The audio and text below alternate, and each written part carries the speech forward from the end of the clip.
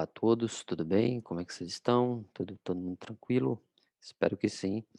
Eh, Vamos falar um pouco aqui de tricomoníase, né, no paciente felino, que é uma doença também parasitária que que afeta, demais, assim, a saúde, né, o estado sanitário do paciente.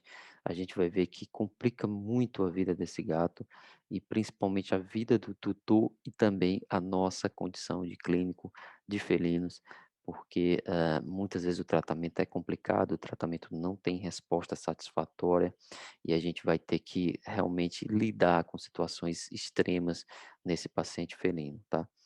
Então, o Trichomonas fetus, né, é o Trichomonas, é relativamente um parasita, digamos, que descrito recentemente no paciente felino, isso há pelo menos 3 décadas, né, que foram os primeiros casos, 3, 4 décadas, e isso torna relativamente, novo, né. Então, o Trichomonas fetus, ele tem essa forma, né, tem uma membrana ondulante, ele vai parecer bastante com, por exemplo, a giardia, né, pelo menos na imagem ali, ó, na microscopia direta, a gente vai ver vídeo demonstrando.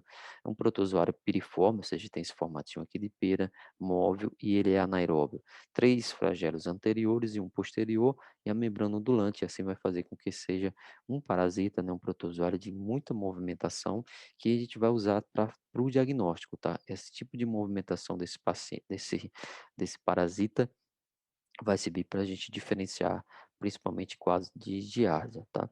Então, ele tem a diferença de giardia, né? Que a giardia ela tem dois núcleos, parece dois olhos ali. O Tritrichomonas ele só tem um núcleo, né? Só tem um olho, tá? E a membrana ondulante que é bem característica, né? Desse parasita, tá? Qual a importância? Bem, em bovinos, né, que não é o nosso assunto aqui, mas em bovinos ele está bem relacionado com aborto, diminuição de fertilidade, piometras, né, e no gato a gente não percebe essa sintomatologia, né, esse tipo de comprometimento, né, de sistema reprodutor. Tem um grande questionamento, né, até que ponto o gato pegou, ou seja, ou teve contato, né, com a população bovina e acabou adquirindo nessa forma de tricomonas que afeta também ele, mas não se tem uma certeza, tem uma forte suspeita, né. O que se sabe é que esse parasita ele não causa infertilidade, não causa afecção de sistema reprodutor do gato, ele vai afetar realmente o sistema gastrointestinal, ou principalmente o intestino grosso, né, que a gente vai ver. Então, diarreias crônicas, tá, eh, filhotes, principalmente os filhotes que vêm de gatis, né, são os filhotes que vêm, eh tutor compra, né, então aquele gatil de raça pura, né, então aqueles filhotes que caros, né, de raça Maine Coon, peça, enfim, eles são os mais afetados, porque, eles justamente estão ali num ambiente mais fechado, restrito, e uma população, ou seja, uma densidade, demográfica, uma população ali muito grande de gatos em um ambiente só, e aí vai ter mais possibilidade de ter as infecções, né, principalmente o contato com fezes. Então também pode acontecer infecções concomitantes com outros protozoários, como Isóspora, como Giardia, tá, e também eumintos, né, vermes intestinais. Então também pode acontecer de ter um bolo ali de infecção, um bolo ali de parasitas, tá. Então, no nosso paciente, o que que vai acontecer?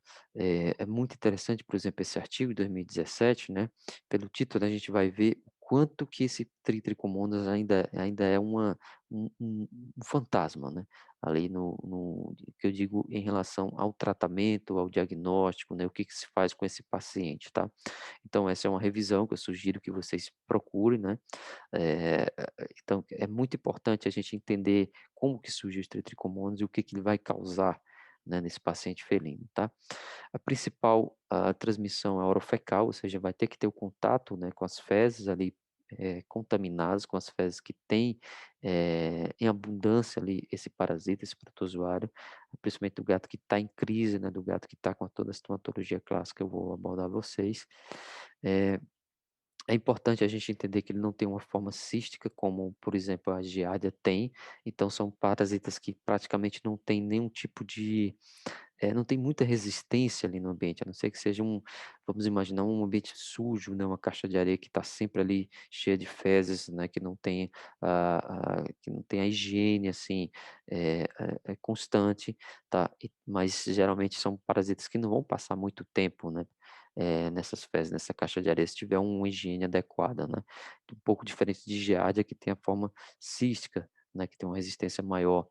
Ele vai resistir em fezes úmidas, então geralmente são fezes frescas que vai ter a contaminação, né, e até para a gente também fechar o diagnóstico tem que ser uma fezes fresquinha ali, né, para a gente fazer uma pesquisa direta que a gente vai abordar, para encontrar esse parasita. Por quê? Porque não tem forma cística, então assim, ele desidrata muito rápido e acaba realmente desaparecendo, ele, a gente não consegue encontrar, tá. E aí também não vai ter como infectar. Pode ter, pode estar presente no trato gastrointestinal de algumas outras espécies, tá, não está comprovado, mas, por exemplo, um contato, como já falei para vocês, com bovinos, né, também com ovinos, pode ter o Tritricomonas, mas não tem nada comprovado se tem como ter a transmissão, né, para o gato. Os principais sinais clínicos, eles estão relacionados à diarreia de intestino grosso, tá, diarreia crônica de intestino grosso, que a gente vai lembrar que quais são os sinais? Ah, Principalmente tenesmo, né, ou seja, aquela dificuldade, desculpa, aquela aumento da frequência na defecação, então um gato que vai defecar de 5, 6, 7, 8, 10 vezes ao dia, tá. Então assim, essas fezes geralmente elas vão ser diarreicas mesmo, né, com muito muco, mas em quantidades pequenas, tá. De tanto ele realmente se esforçar, de tanto tentar, fica na posição ali, se espreme e sai um pouquinho de fezes com muco e muitas vezes com sangue, de tanto esforço que ele está tendo ali, né, o sangue o que vivo, porque vem do intestino grosso, principalmente do reto, né, da porção final do intestino grosso, e aí vai vir sangue vivo com muco, então é um sinal clínico bem comum de diarreia do intestino grosso, ou seja, ele faz parte, a tricomoníase no gato faz parte do diagnóstico diferencial da diarreia do intestino grosso crônica, né, então todo gato que tem tenesmo, todo gato que tem muco nas fezes, que tem sangue, né, uma frequência muito grande de defecação, a gente pode considerar, que a gente tem que investigar se esse gato não tem realmente tricomonas.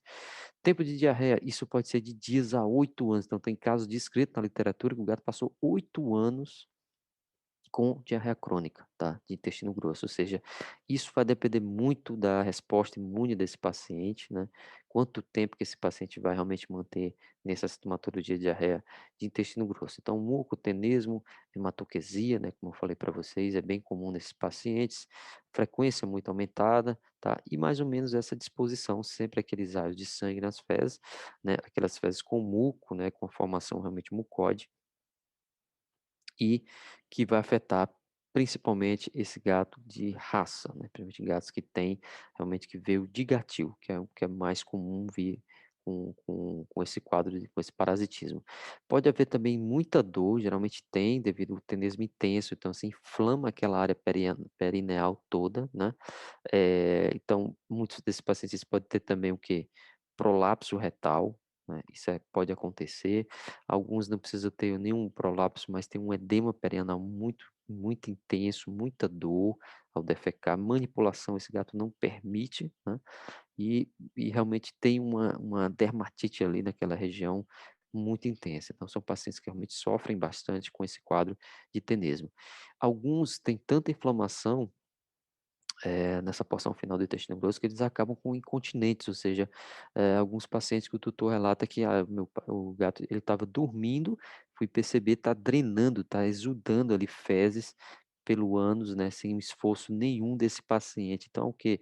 Muita inflamação, pessoal, uma colite grave, né, que realmente vai causar, a saída dessas fezes, né, realmente sem esforço nenhum, ou seja, uma exudação muito grande, né, uma colite essa colite causa uma exudação muito grande, né, muita secreção ali de glândulas intestinais e acaba também vindo, as fezes junto com esse muco, tá. Então é um quadro bem complicado, como falei para vocês, é um quadro que realmente traz muita dificuldade nesse paciente. Alguns a gente vai perceber Ou melhora temporária com antibióticos, então isso é bem comum, por exemplo, como esse gato vem com histórico crônico, esse paciente já pode ter passado por vários outros colegas, e aí, já foi usado, por exemplo, antiparasitários, aí vai metronidazol, sulfas, tem uma certa melhora, por quê?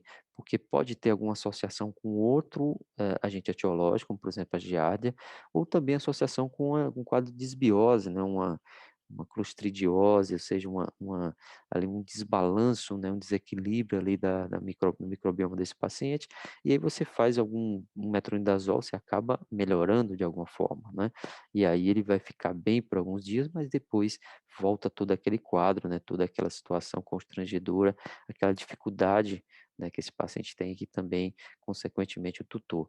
Alguns gatos, sabes que são assintomáticos, esse vai ser muito mais complicado a gente fechar o diagnóstico, geralmente, não tem uma quantidade suficiente, por exemplo, para a gente fazer o parasitológico, né, e realmente detectar esse parasita, a gente vai ter que tentar, de outra forma, que eu vou falar para vocês, de fechar o diagnóstico desses pacientes que podem ser assintomáticos, mas que podem estarem eliminando, né, o Trichomonas, tá. Então eu falei para vocês, muito comum em gatis, então são esses gatinhos que chegam, ah, sei lá, por encomenda, né, então vem do outro estado, tal, aquele gatil lá que tem uma superpopulação, né, que talvez não tenha tanta higiene também, então não é comum, por exemplo, aliás, é comum também em gatos que vivem em abrigos, né, então é o outro extremo, então são aqueles pacientes que são, mais debilitados, que não têm uma imunidade tão boa, alimentação mais, limitada, entendeu, e de qualquer forma vive num ambiente com alta densidade, então também aqueles gatinhos que vêm de abrigo também são candidatos a terem, além de tantas outras coisas, terem também o Trichomonas, tá. Então, sabe-se que existem alguns fatores, né, que determinam quanto que esse paciente vai passar com esse quadro, né, a gente sabe que alguns gatos têm uma infecção autolimitante, isso vai depender desses fatores aqui, né, do quanto que ele consegue realmente eliminar esse parasita ou controlar esse parasita.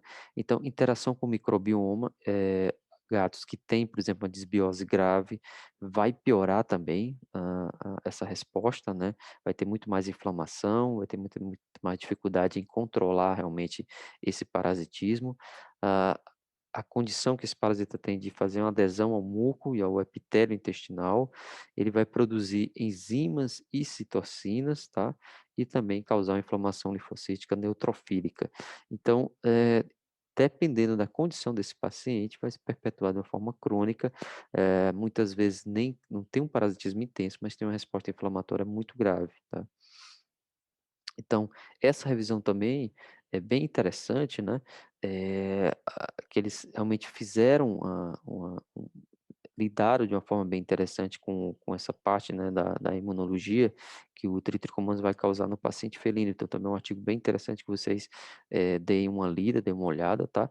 Esse é uma figura do artigo, então o Trichomonas ele tem mais ou menos uma ação semelhante com o Giardia, então ele realmente faz com que tenham uma grande resposta inflamatória nesse intestino, né, isso com destruição, né, eh, ativação de complemento, né, supressão de enzimas, de algumas citocinas, então assim, ele vai ligar aqui ó, ele chega, liga, né, se liga aqui aos enterócitos, e aí começa a realmente eliminar algumas substâncias que vai fazer com que tenha, além de destruição dessa mucosa intestinal, também favorece a migração, né, de células inflamatórias, principalmente linfócitos e vai perpetuar, né, essa inflamação, tá. Então o diagnóstico, ele basicamente, a gente vai tentar pesquisar, vai tentar procurar esse parasita nas fezes desse paciente. Então, existe a pesquisa fecal direta, que ela é mais simples, menos onerosa e tem uns resultados bem interessantes, mas só vai funcionar se a gente fizer realmente naquele material que é recém-coletado.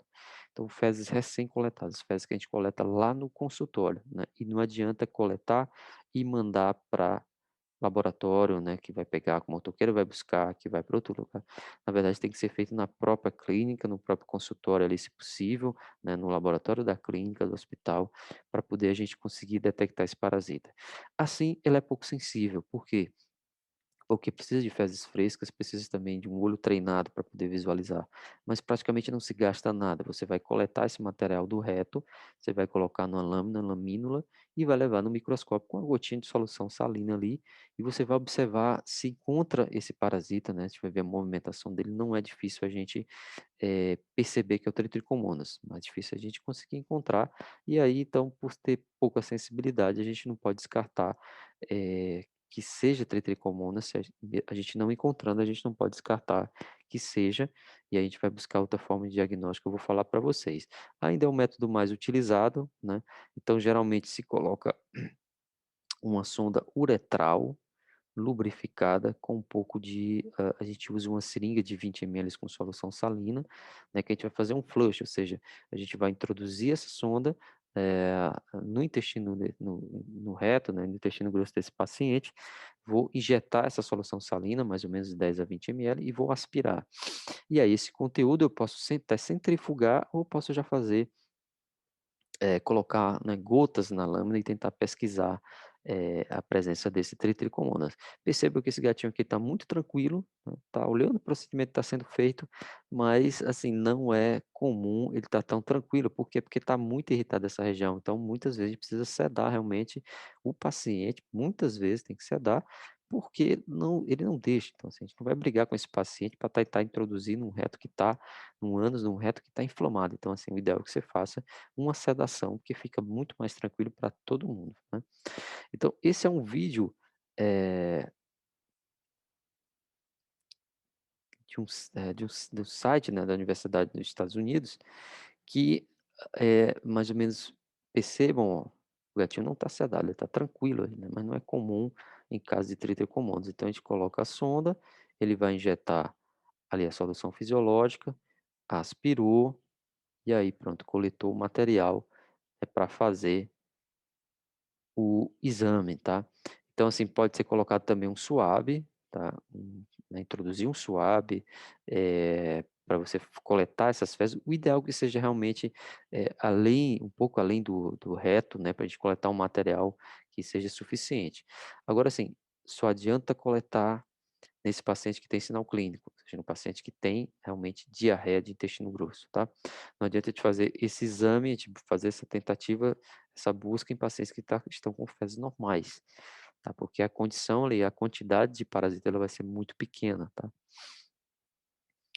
Eh, então, é pouco sensível, né, 14% mais ou menos, a gente vai utilizar não pode utilizar fezes refrigeradas, então tem que ser fezes frescas, e, também a recomendação é que ele não tenha pelo menos tenha parado, né, os tratamentos anteriores, pelo menos uns 7, 10 dias sem antibiótico terapia, sem antiparasitário, tá. E sempre evitar as fezes normais, como eu falei para vocês, que não vai ter parasita suficiente para a gente conseguir, identificar. O que que a gente vai ver nessa lâmina, tá, o que que a gente vai ver, eh nessa pesquisa. Então, assim, isso também é um vídeo que você vai encontrar na internet, tá? São 2 colegas, né, parasitologistas. Então, ele vai comparar aqui, o Tritricomonas com Giardia, tá? Isso é muito interessante, é um vídeo bem didático. Então perceba, esse garoto que parece um girino, né, ele tem uma motilidade, assim, mais que chama progressiva, então ele vai ser mais decidido, né, então ele tem direção. Esse aí é o Tritricomonas, tá. Então uma membrana ondulante, né, ele tem, assim, uma aparência, assim, de um girino, né, de um espermatozoide, e aí ele é mais decidido. Vocês vão perceber quando aparecer, a movimentação da giardia, como é diferente, né. Então perceba, ele é rápido e tem direção, tem uma movimentação realmente direcional.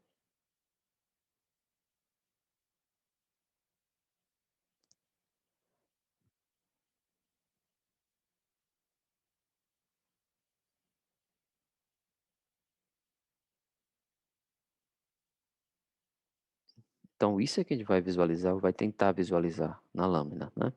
Essa geada, perceba, a geada ela é meio doidinha, assim, é louquinha, né, então ela fica girando no próprio eixo, né, tá ali, ó, como quem não quer nada, entendeu.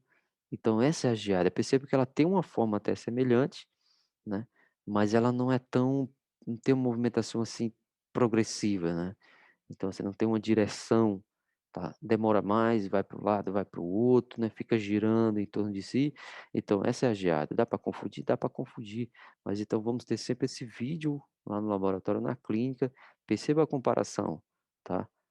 Então esse aqui, Tritricomonas, ok, e Giardia, ó, meio que fica no já no próprio eixo, não sai do lugar, ó. Ó, aqui dá para perceber melhor, o Tritricomonas quando é bem mais ágil, né, sem ter uma direção. Giardia fica meio que sambando aqui, ó, tá. Dá para confundir, não dá? Então tem que ter o olho treinado e principalmente tem que ter esse vídeo aqui para ajudar quem não tem a facilidade. Então perceba, ó, o Tritricomonas ele é muito decidido, né, então ele tem a direção a seguir, tá.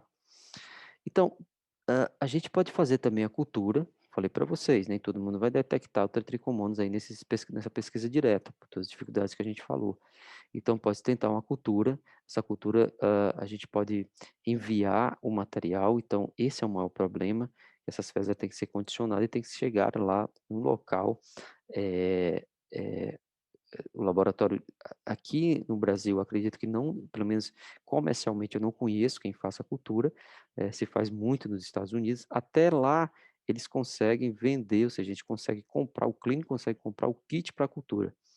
Então você coloca essas fezes nesse kit e vai ter um tempinho lá para positivar, né, e aí você fecha o diagnóstico, tá. O que a gente tem feito então, essa recomendação, um pouquinho de fezes só, incubada a 37 graus, após 3 dias você vai visualizar, né, fazer exame direto, como foi feito, como mostrei para vocês, e você vai verificar o Tritricomonas, tanto que fechou o diagnóstico, não tem por onde, tá. Mas não é o exame mais comum que a gente faz pela dificuldade de ter laboratório que faça a cultura. Pode ser que um dia a gente consiga adquirir, por exemplo, esse meio de cultura, que a gente consiga fazer no laboratório da própria clínica, né, que aí seria o ideal, tá. Mas de longe o PCR é o que a gente mais utiliza, então existe laboratórios em São Paulo que fazem o PCR, a gente eles podem buscar aqui na clínica, tá, na sua clínica, ou se você pode enviar também por via aérea, né, esse PCR, essas festas têm que ir condicionadas, mas sem dúvida ele vai detectar, vai ter uma sensibilidade muito maior, tá. Eh, então ele é muito mais sensível,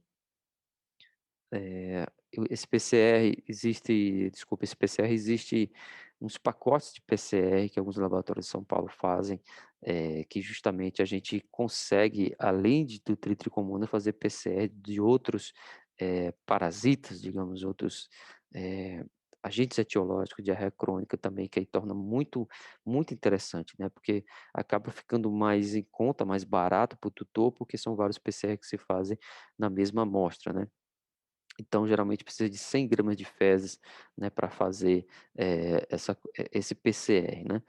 Outra possibilidade histopatológica, mas é o que a gente menos utiliza, né, a não ser que esse paciente vá, por exemplo, para uma biópsia, né, para celotomia exploratória, e aí a gente faz uma biópsia de intestino grosso, né, com todo o cuidado que tem o procedimento, e você pode buscar o histopatológico, mas vai ter que fazer uma imunohistoquímica também, né, para detectar esse parasita, nessa peça, né, nessa amostra de intestino, o que não é comum a gente fazer, né, a gente tem feito muito PCR, né, com resultados realmente bem interessantes para detectar, ou a pesquisa direta. Então você faz a pesquisa direta, aquela citologia das fezes, né, então a gente pode fechar o diagnóstico. Se não fechar, se tiver suspeita, a gente vai buscar realmente fazer o PCR, tá.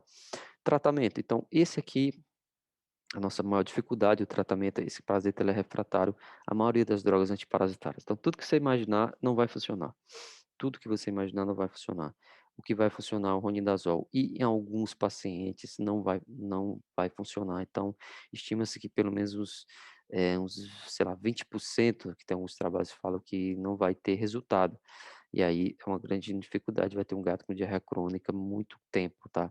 O ronidazol, a gente tem alguma dificuldade também em conseguir hoje em dia, principalmente esses últimos meses, né, dessa época agora atual, né, que eu estou realmente fazendo esse vídeo, eh, devido à pandemia, o Ronidazol está muito escasso, tá? É outra grande dificuldade que a gente está tendo.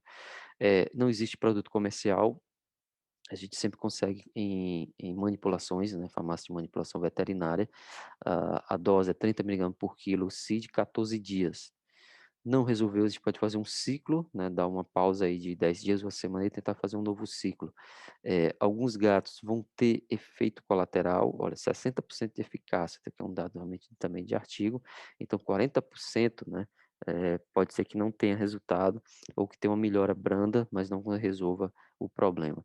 Alguns gatos vão sentir toxicidade, e aí sintomas neurológicos, como a intoxicação pelo metronidazol, né, por exemplo, convulsões, tremores, ataxia, e aí realmente você para o tratamento, né, porque é muito arriscado você continuar o tratamento, que esse paciente vai piorar o quadro convulsivo, ele pode ter realmente chegar até um estado comatoso, se você continuar o ronidazol nesses pacientes que têm sensibilidade.